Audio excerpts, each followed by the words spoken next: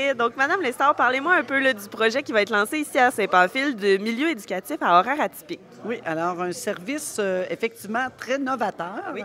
de garde à horaire atypique pour la soirée et la nuit, selon des critères qui sont les critères des services éducatifs à la petite enfance du ministère de la Famille. Donc, un milieu de vie pour les enfants sécuritaire où on assure le bien-être des enfants, le développement avec du personnel compétent.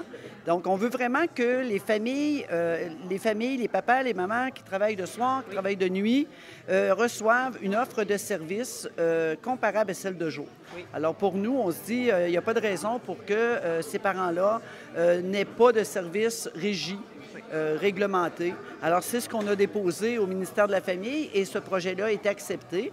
Donc, on va le développer ici au cours des prochains mois. Vous allez tous participer à son élaboration, évidemment, mais c'est vraiment prévu. Là, on se donne plusieurs mois, évidemment, parce qu'il y a une bâtisse, il y a l'ameublement, il y a tout l'aménagement des lieux, l'embauche du personnel, etc. Mais on se donne quelques mois, mais on va offrir ça très bientôt. Oui, donc vous l'avez dit, c'est très novateur. Là. Ça n'existe pas encore au Québec. Pourquoi avoir décidé de lancer le projet à Saint-Pamphile? Bien, Saint-Pamphile, je vous dirais, parce qu'on on a été mis au courant qu'il y avait quand même beaucoup d'industries qui, comme un peu partout au Québec, ont des difficultés d'attraction de la main-d'œuvre. On en a tous des difficultés. On est en pénurie de main-d'œuvre partout au Québec. Alors ici aussi.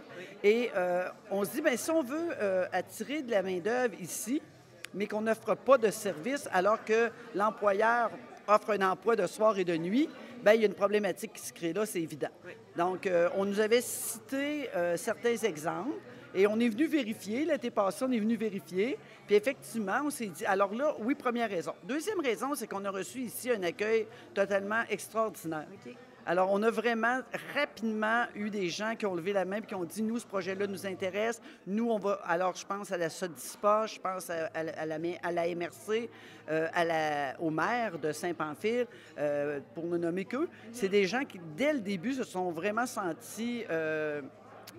vraiment heureux de participer à ce projet-là, puis qu'ils nous l'ont démontré. Alors, pour nous, c'est facilitant parce qu'on est dans un projet qui est vraiment un projet de garde qui n'existe pas ailleurs, mais aussi avec un partenariat public-privé.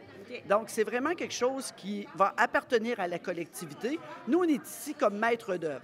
Mais le projet, il va appartenir à la collectivité de Saint-Pamphile, puis il va devenir aussi, les yeux du Québec vont être Ben oui. sur ce projet-là, qui, on l'espère, va connaître un grand succès. Oui, puis là, on peut penser que ça va enchaîner les choses là, dans d'autres MRC et dans d'autres régions du Québec. Ça va sûrement donner l'idée à d'autres qui ont des mêmes réalités. Hein? Oui. Si on prend toutes les industries qui longent la frontière américaine, entre autres, qu'on passe par la Beauce, puis qu'on descende, les gens qui ont des industries dans ces secteurs-là ont tous les mêmes réalités.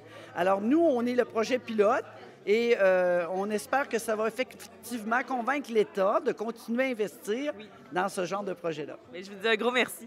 Plaisir.